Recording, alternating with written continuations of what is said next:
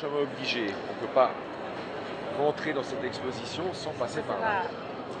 Alors bien sûr, on peut rentrer comme on va le faire nous en arrivant par les escalators, mais a priori, on va rentrer, on a une voiture qui nous tourne le dos, et on va passer sous un portique, que j'aurais tendance à assimiler un petit peu à un portique d'aéroport. Enfin, on est en train de rentrer dans un espace de grande significative, qui est un autre type d'échelle que celui d'une exposition dans un musée normal, je dirais, relativement standard.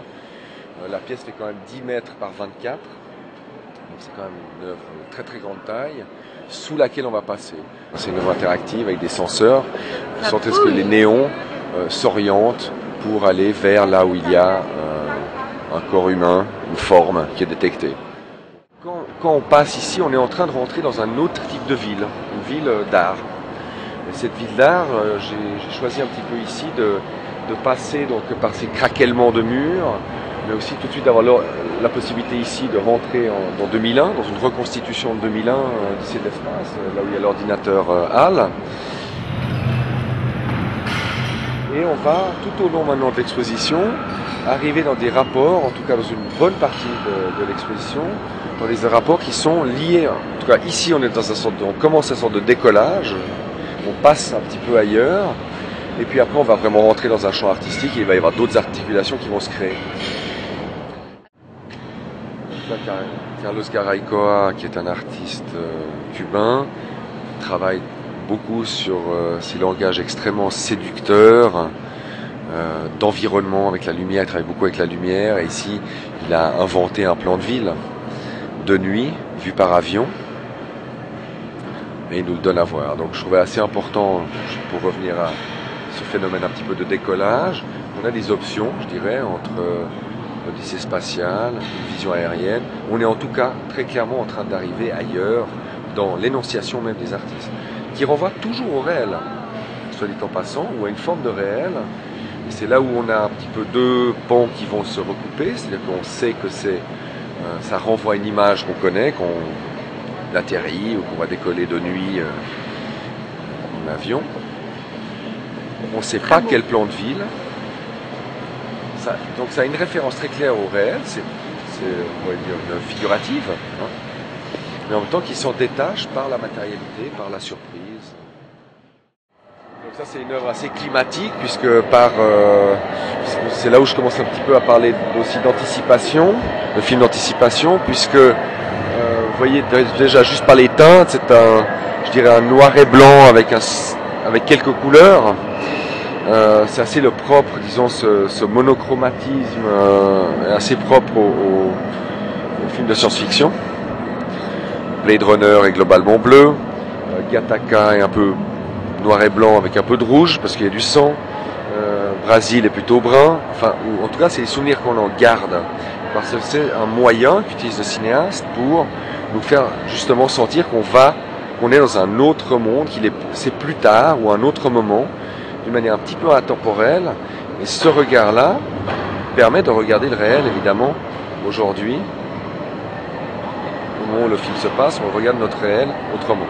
Donc cette étape-là, on la trouve typiquement dans ce genre de langage, voire même chez Armin Niquet ou Barbara Probst qui sont là, mais je vais le déployer en fait dans toute cette zone, d'où l'importance du noir et blanc, d'une colorimétrie comme ça qui est très légère. On n'est pas du tout dans des œuvres extrêmement colorées. Et donc, c'est là où on est un petit peu dans cette sorte d'alphaville.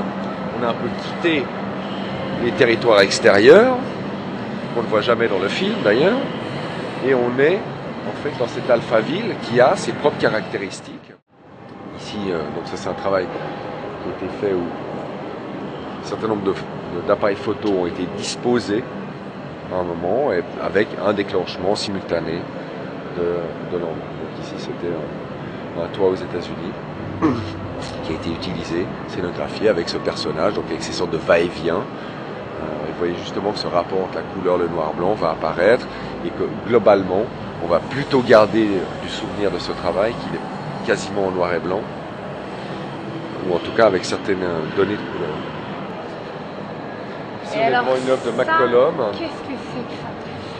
McCollum est un artiste américain qui est beaucoup apparu dans les années 80. Là, il revient avec ce qu'il appelle des monoprints. Il utilise un certain nombre de formes de base. On va retrouver dans le détail. Si on se rapproche, cette masse, en fait, il y a à peu près 7000 cadres, des formes dans les cadres ici. Il y en a 144 par ligne. Et si on se rapproche, on va se rendre compte que ces formes noir et blanc, très simplement contrastées, on va pouvoir trouver, chercher des rapports et se poser la question si des éléments comme ceux-là sont similaires ou différents, et voir en fait un sorte de décrescendo. Vous pouvez retrouver des éléments, si vous cherchez vraiment bien, vous allez trouver des éléments qui vont se retrouver d'un cadre à l'autre, parce que son vocabulaire est fait d'un certain nombre de formes. Ici, je crois que l'espace est découpé en 6. Et c'est la juxtaposition de ces formes, qui sont en apparence, de loin, un peu toutes les mêmes. On se rapproche, elles sont en fait toutes différentes. Elles sont toutes différentes. Et en fait, quand chacune d'elles est différente, mais par contre, certains éléments vont être repris d'une à l'autre, simplement par le découpage et la quantité des formes de base. Ainsi, et on passe à un endroit, si vous voulez, on peut crier d'ailleurs. Allez-y, criez. Ah, moi c'est bien plus fort. C'était pas assez, hein. C'était pas assez? J'ai pas de voix, moi. Moi je suis avec la voix cassée. Oui, c'est ça, faut crier. On crie. 1, 2, 3.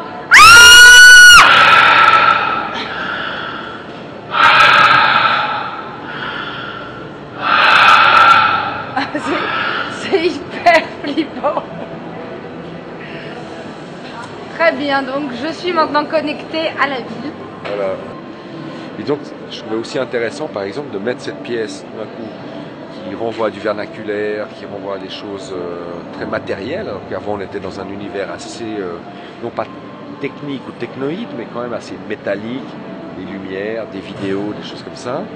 Ça me permet, là, par le biais en plus de la Chine, de passer vers un autre type d'attitude qui là va devenir beaucoup plus coloré, pictural, donc jouant avec des couleurs, y compris la télévision de Marépé, qui a un nom assez important de l'avoir mis sur le bas-côté, puisque c'est typiquement ce que faisaient les gens dans les années 60 au Brésil pour avoir l'impression d'avoir une télévision couleur. Ils mettaient des bandes de couleurs sur des téléviseurs noir-blanc. Donc pour moi, vous voyez, on est encore en train de basculer, là on est déjà en train de basculer vers cet univers de la couleur.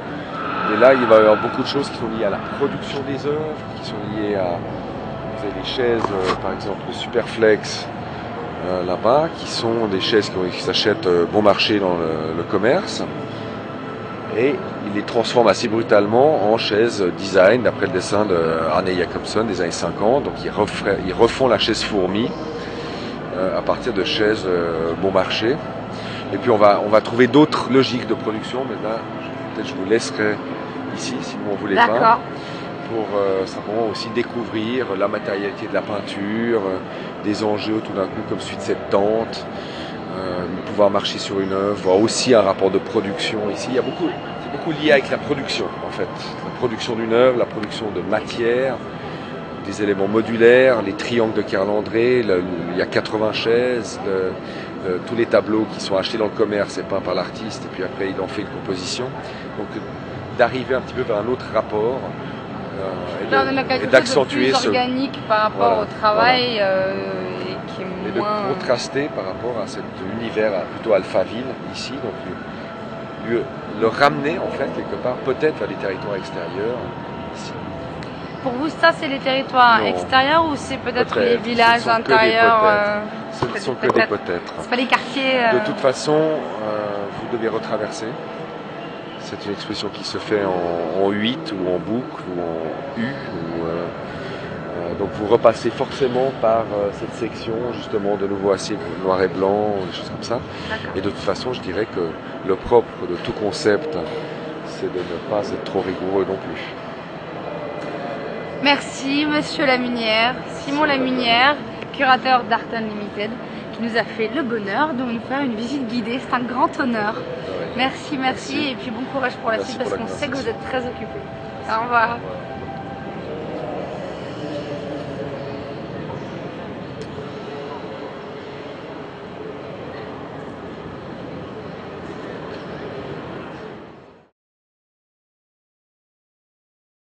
cette œuvre d'art, on a le droit de marcher dessus, mais on n'a pas le droit de poser ses mains. J'aime bien l'idée qu'on puisse marcher sur l'art quand même. C'est joli.